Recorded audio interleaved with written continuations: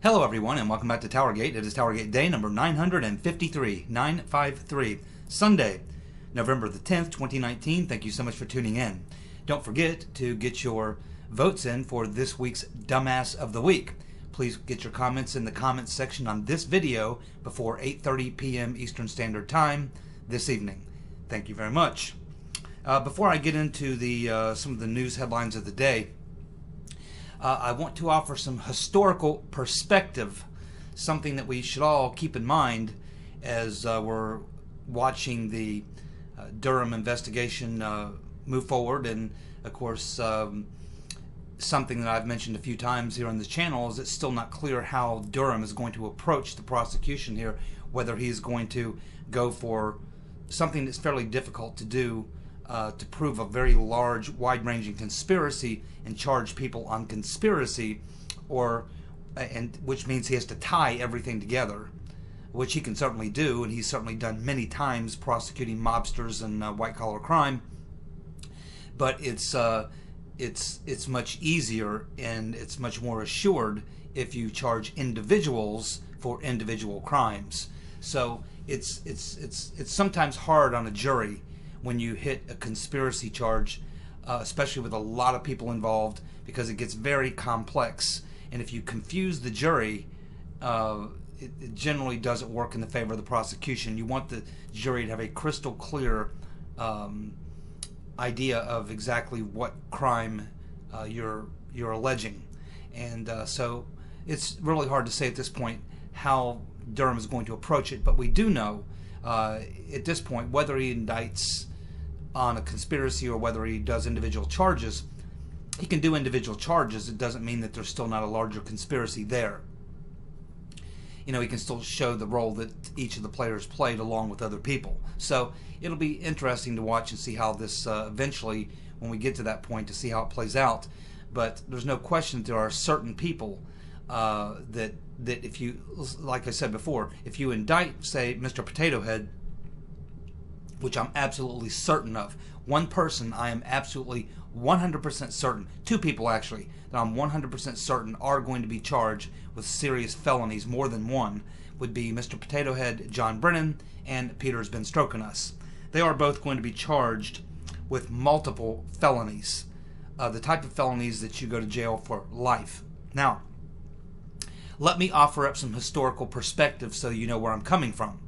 So up to this point, the two most notorious government employees who have been sent to prison for life based on these types of things would be Aldrich Ames and Robert Hansen. And many of you have read books on these. You've watched the movies that have been made about these two. They're the two most famous government employees who got sentenced to life in prison with no parole. One from the FBI and one from the CIA. So let's take a look at these two individuals and compare them to the Spygate conspirators. So we had Aldrich Ames, who had worked for the CIA. He was convicted of espionage. He was sentenced to life in prison without the possibility of parole. And I believe that was in 1993 or 94 that he was sentenced.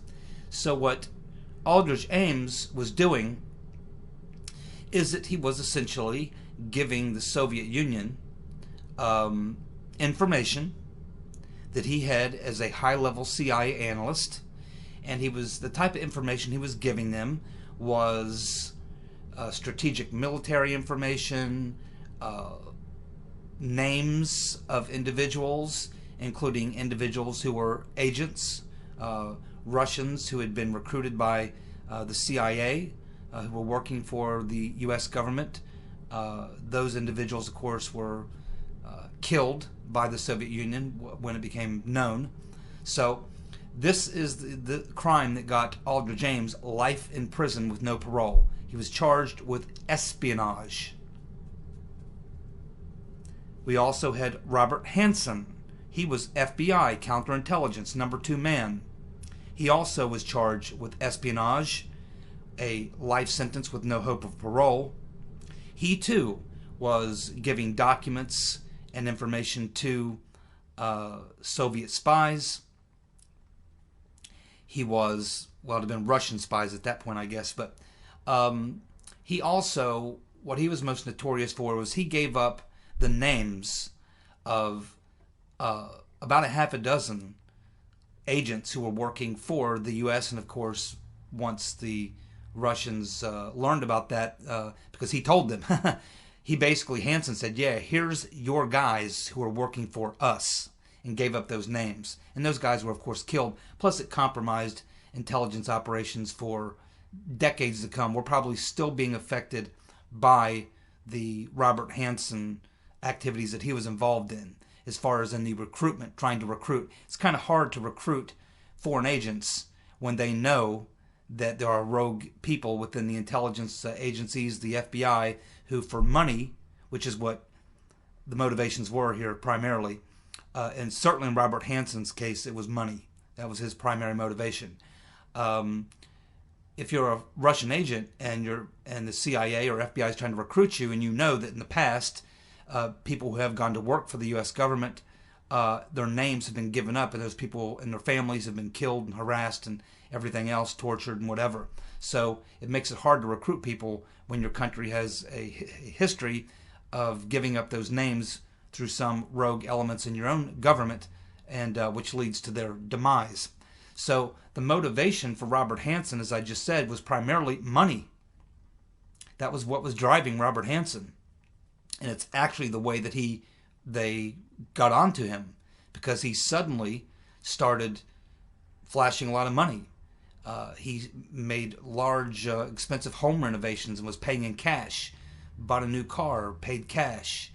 They started following him and found out he was had this hooker girlfriend who he was paying for her rent and expenses. And at that time, an FBI counterintelligence agent was making, probably a middle upper class income. Certainly wouldn't have had the type of money, especially with Hansen, because he had a history of having money problems anyway, charging up a lot of money on credit cards. And so it was his money situation that began to motivate him to do this. He was driven by money. He was in a lot of credit card debt. He wasn't able to produce the type of income he wanted to keep up with the Joneses, so he started looking for some extra ways to make some cash, and one thing led to another. He got deeper and deeper into it, and pretty soon he was in so deep he couldn't get out. On the case of Aldrich James, his case, he claims, and I'm not sure if this is totally true because he was also making money, but he claims that his motivation was that he was concerned that the U.S. would become this extremely powerful unipolar power, and he thought it was unsafe in the world to have one power to be such a great power. So when the Soviet Union was weakening, he decided the best thing that could happen would be to help strengthen the Soviet Union and help weaken the U.S. to keep this balance of power in the world. And this is his ideology, or his excuse anyway, for his ideology about why he pursued what he was doing. But he was also making money as well. So these two individuals, the most notorious CIA and FBI agents ever, convicted of espionage, doing life in prison with no hope of parole. And Hansen was a relatively young man when he got his sentence. Aldrich James was in his late 50s, early 60s. Hansen, though, was like in his late 40s, early 50s, something like that. So how do you compare that to Mr. Potato Head, John Brennan, and Peter's been stroking us? Here you have Peter's been stroking us, the same position of Robert Hansen, number 2 man at counterintelligence. You have Aldrich James, who was a high-level veteran CIA agent. He wasn't the head of the CIA, but he was fairly high up. Compare him to Brennan. So look at the crimes that Mr. Potato Head and Peter's been stroking us are involved in, right along with their other co-conspirators. But they were the two driving forces, Brennan on the intelligence side and Peter's been stroking us on the FBI side. So they could be looking at, certainly they're going to be indicted for leaking classified information, certainly perjury, many counts of perjury, many counts of leaking, abuse of power, fraud on a FISA court, and sedition, and then there are many other somewhat smaller crimes, still felonies involved. So each of these guys, Peter's been stroking us, and Mr. Potato Head, looking at anywhere from a half a dozen to a dozen felonies each, including the felony of sedition, these types of crimes, and whether or not you could charge them with espionage, I mean, it's tricky, but think about what they were doing. They were coordinating with foreign governments, knowingly using a document which they believed was sourced by Russians to take down a sitting president. In other words, a coup. Now, if you compare the crimes of Peter's been stroking us and Mr. Potato Head, I think that they are at least as bad, if not considerably worse, than the crimes of Aldrich Ames and Robert Hansen. I would expect nothing less, Mr. Durham, than life in prison without parole for Peter's been stroking us, John O. Brennan, Mr. Potato Head, James Comey, Loretta Lynch, Susan Rice, Andy McCabe,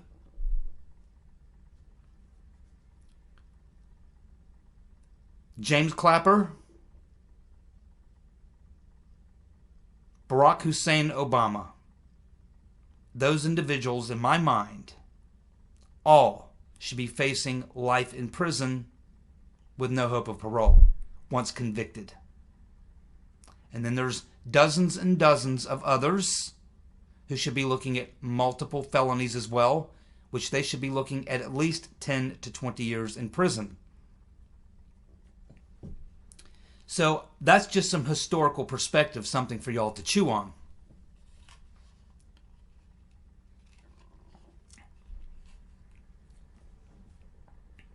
So yesterday I mentioned to you that Trump had sent out this tweet about I caught him. I caught the swamp. I caught the deep state. However you want to word that. He's basically saying he's got him. Caught him in the act. Well, right after he made that statement to the press, Trump's communication director, Dan Scavino, sent out a tweet, tick-tock. This is Trump's communication director. Tick-tock. Following Trump's statement to the media. So clearly, we're getting very close to something breaking that is very big. We've waited a long time. We're learning that Trump may now release a second transcript of his call with President Zelensky from Ukraine. And apparently this is a phone call that they had right after the election in Ukraine, where Trump called to congratulate Zelensky. It was the first phone call that they had. And apparently there's some conversation in there that supports the second conversation and why they got onto the topic of investigations and corruption and things like that, because it was something that they talked about in their first conversation. So the second conversation was to follow up on what they talked to on the first time. And apparently Trump's going to possibly release this transcript on Wednesday, the day that the bug-eyed fool begins his hearings. And it might even blow them up a little bit.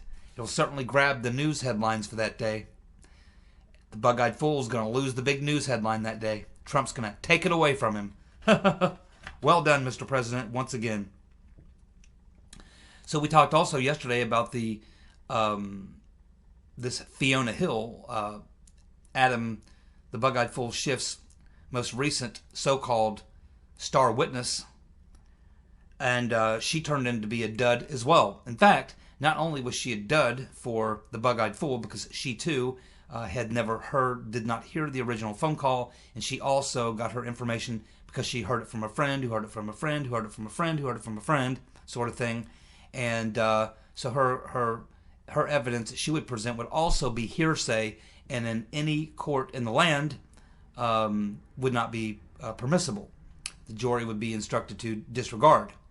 But of course, the impeachment that the Bug-Eyed Fool's conducting is not a legal matter or a legal proceeding. It is a star chamber. But nevertheless, I believe that Fiona Hill and a lot of other people now looking at that testimony, it appears that she did more damage to the Democrats than she did in assisting them. And particularly when she got into the line of questioning with Jim Jordan about her relationship, her working relationship with Christopher Steele. You certainly get the impression from her testimony that she doesn't think much of Christopher Steele. In her testimony, she said that Steele was always looking to drum up business. That's why he was contacting her in 2016. He was always calling her and other people in the State Department like a telemarketer, phoning people in the State Department, and I assume not just in this country but others and other agencies as well, looking for work.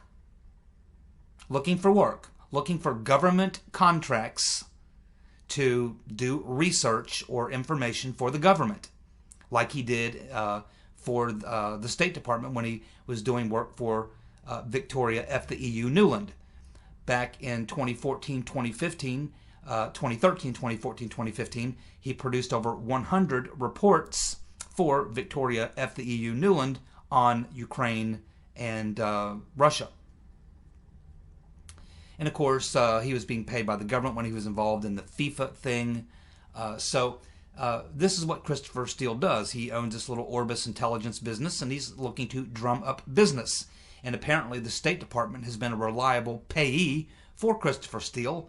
They've been paying him for quite a few years now to do work for them. And whenever things dry up a little bit, he picks up the phone and calls various contacts he has in the State Department to solicit them to try to arrange for him some sort of government contracts, American taxpayer money, that he can get to fatten his purse.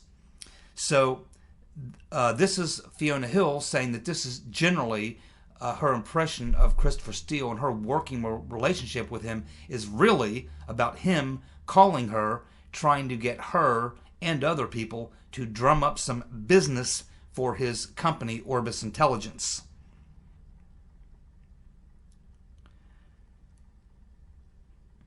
She also said that she believed that Christopher Steele was duped, and that he was in fact, in her opinion, a victim of the Russian disinformation. Now, in order to believe that, you would have to believe that the dossier actually had Russian sources that Steele acquired. But these Russian sources weren't in communication with any Russians. No, they were actually in communication with FBI informants like the fat man, Stefan Halper. Stefan Halper was feeding this so-called Russian that Christopher Steele told Kathleen Kavalik he was getting information from. This Russian wasn't getting information from the Kremlin or from Putin or from Russian intelligence or defense intelligence. He was getting the stuff fed to him from Halper.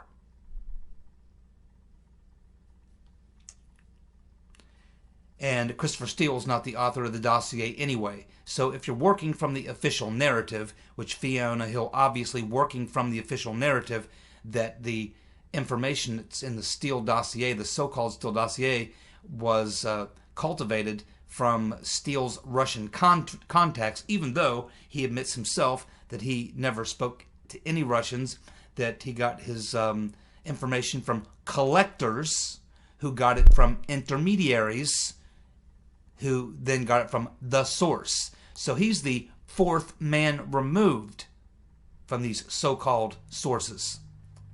But nevertheless, if you follow what she does, Fiona Hill is following the official narrative that Steele's information came from Russian sources. She believes that he was the victim of Russian disinformation. No, Fiona Hill, he wasn't the victim of Russian disinformation. He was the victim, if he was a victim at all, which I don't think he was. Trump's the victim, and all those people who had their lives destroyed. No, the information that Steele was getting was coming from Stefan Halper, Nellie Orr, Glenn Simpson, Cody Shearer, Sidney Blumenthal, and Hillary Clinton cronies. That's who was feeding Steele. Ms. Hill.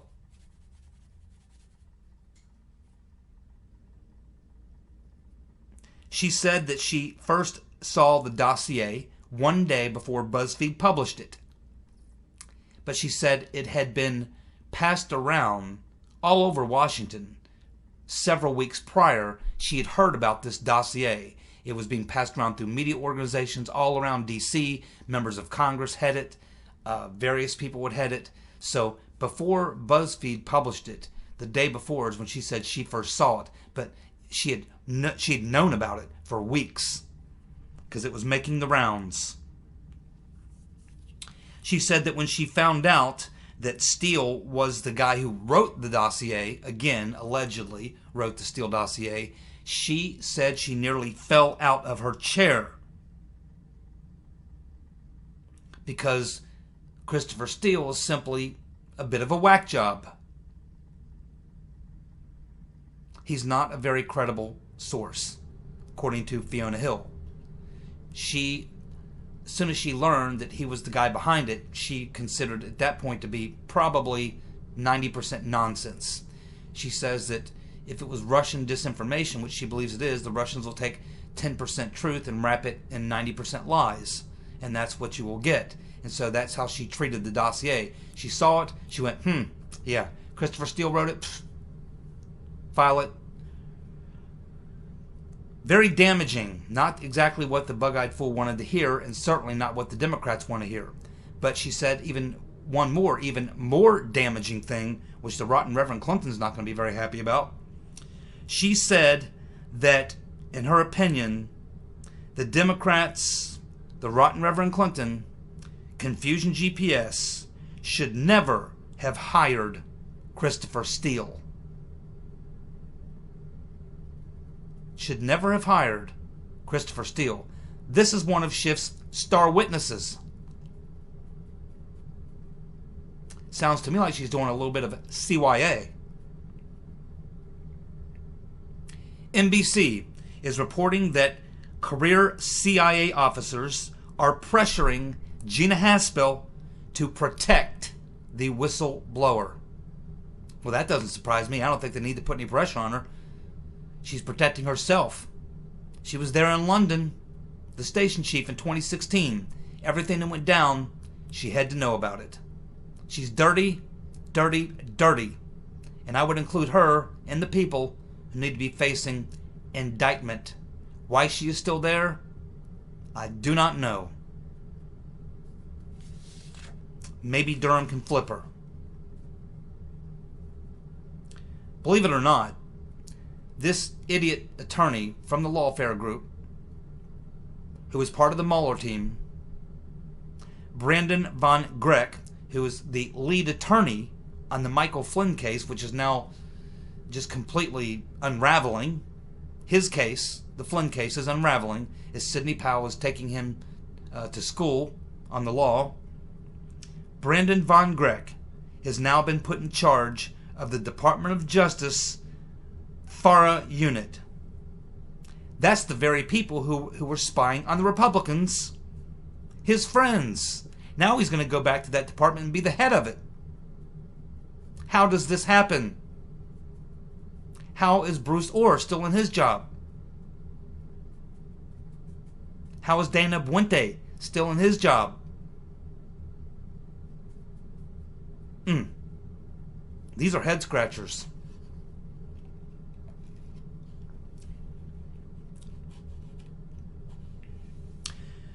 Well, we have Liawatha out there saying that she is absolutely 100% going to give illegals free health care. That's a loser. So, we know that the rotten Reverend Clinton's ex-campaign people are the ones advising Pocahontas. You would think by now that she would have figured out that that's a rotten Reverend Clinton plot to put people in the Warren campaign to push her so far left that she can't come back. so that the rotten Reverend Clinton could occupy that territory and slide right in. The territory that Warren actually used to occupy before someone persuaded her to go left of Bernie. She's an idiot. She's 1,124% smart, which means she's an idiot. The facts bear it out. Devin Nunes has sent a letter to the bug-eyed fool, Adam Schiff, letting him know that they want him to testify behind closed doors as a material witness in the so-called whistleblower scam. They also they listed 8 people they want to have called into the hearings. One of them is Hunter Biden. The other one is the fake whistleblower. Good luck with that. But it's good that he wrote the letter and that they're going to put Schiff on the spot. It's exactly what they need to do. It's a smart move politically. It won't bear any actual fruit as far as Schiff is not going to testify. He's probably not going to bring in the whistleblower, and I doubt you're going to see Hunter Biden. But it's forcing Schiff to deny those requests and explain why. Well, things are looking kind of shaky right now for what's going on with the Brexit vote. Of course, Boris Johnson, they're going to have a election here. He's got a deal. It's probably not as bad as the Theresa May deal, but it's definitely not what the people voted for when they voted for Brexit. You now have the Conservatives with a lead, a fairly decent lead. In fact, if they were to have the election tomorrow, it's being alleged that the Conservatives could pick up 95 seats. That would give them a pretty large majority. But now you have Nigel Farage, who I'm a big fan of, and he's saying he's going to run 600 candidates all across the country in the elections. Now, if that happens and they end up splitting or diluting the Conservative vote, that could very well end up turning over the victory to Jeremy Corbyn and the Labour Party. And if that happens, then you have Jeremy Corbyn and the Labour Party creating the new Brexit deal, which won't be a Brexit deal at all. It'll actually be worse than what they are in now. And Jeremy Corbyn will make sure of it. It's a very, very risky play for Farage. I understand why he's going that route. He almost has to. But it's certainly going to make things very interesting, because I'm telling you, the worst thing that I can possibly imagine is to wake up here in about 3 months and find out that the Labour Party won the elections. At that point, you can kiss anything like Brexit goodbye.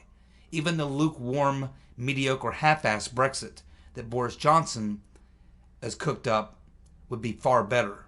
So you're really looking at a situation where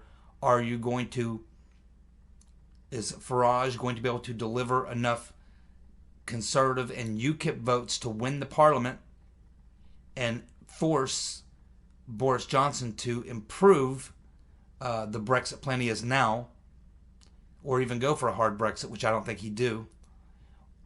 And are you willing to run the risk that you could split the vote and end up putting the Labour Party in control with Jeremy Corbyn, in which case you can kiss anything like Brexit goodbye forever? It's a very, very tough call. I'm sure Mike G and other people from the UK who subscribe to this channel are watching it very closely, as is a lot of us who are following the Brexit and the events that are going on there in the UK now. So I don't know what to say about it. I'm just a spectator at this point. I don't understand UK politics well enough to give the insider view.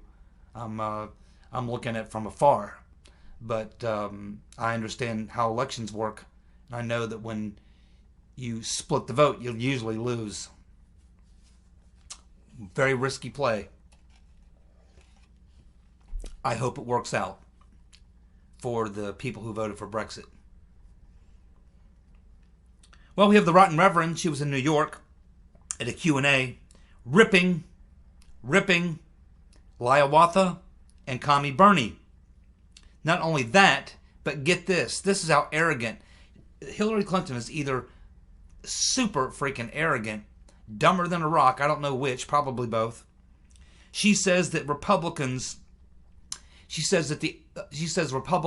know that the only way that they can win in 2020 is if they put up a third-party candidate to split the Democratic vote. Do you believe that? She thinks the only way Trump and the Republicans can win in 2020 is by manufacturing a left-wing third party to split the Democrat vote? Does she really believe that? Do you think that the Republican Party is spending a single second of their time trying to cook up some sort of a third party? I mean, they already have the Socialist Party, they have the Green Party, and they have the Democrat Party. They wouldn't need to cook up a new party. I mean, they could just throw a bunch of resources into the Green Party. And if Joe Biden is the nominee, they won't need to. A lot of those far left wingers are not going to vote for Joe Biden. They're going to do exactly what they did in 2016. They're going to vote for the Green Party, or they're going to stay home. Some will vote for the Communist Party. Some will vote for the Socialist Party. There's about 3 or 4 left-wing parties. Some even could vote for the Libertarian Party on the more populist side. The Republicans and Trump do not need to drum up another left-wing party to split the Democrats. The Rotten Reverend Clinton is insane. She's nuts, or she's lying. Then she retweets this Beyonce slogan, which is the following: power is not given to you, you have to take it.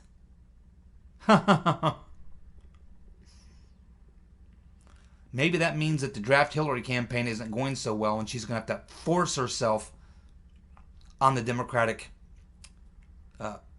voters. It's not the establishment. They'll roll out the red carpet for the Rotten Reverend. The big donors on Wall Street, they'll be right there. That's who they want. Bloomberg's not the answer. Eric Holder I would think the Democrats say, no, don't do that. Don't do that, Eric.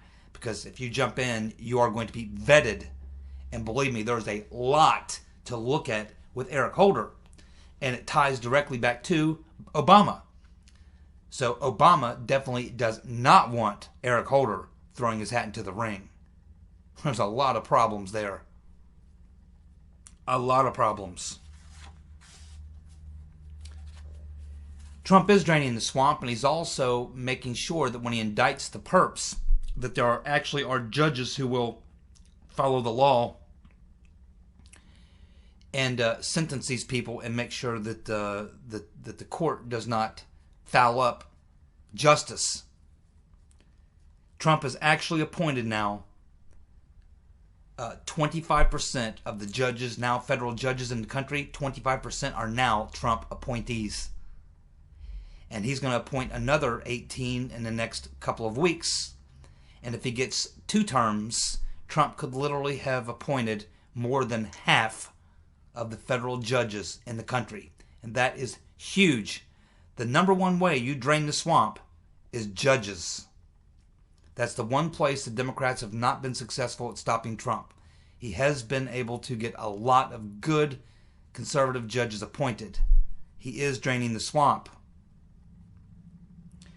James O'Keefe is confirming that the leaker who leaked that story to him is still working at ABC. We're also learning from Judicial Watch that of those 27 visits to the White House by Alexandria Chalupa, quite a few of those, we don't know the exact number, but quite a few were invites from Sharamella. And of course, we have a good story in the American Thinker where it lays out a fairly good case that the loose Lisa Page may be cooperating with John Durham. Remember, McCabe threw her under the bus. She broke up with Peter, who's been stroking us. Now, she had a strange thing going on. She was screwing Strzok. They were both married at the time, but she was living with McCabe, and I assume his wife, because she was separated from her husband, still married to him, but separated. So she's separated from her husband. She's screwing Peter's been stroking us. She's living with McCabe and his wife, and some even suggest she might have been screwing McCabe.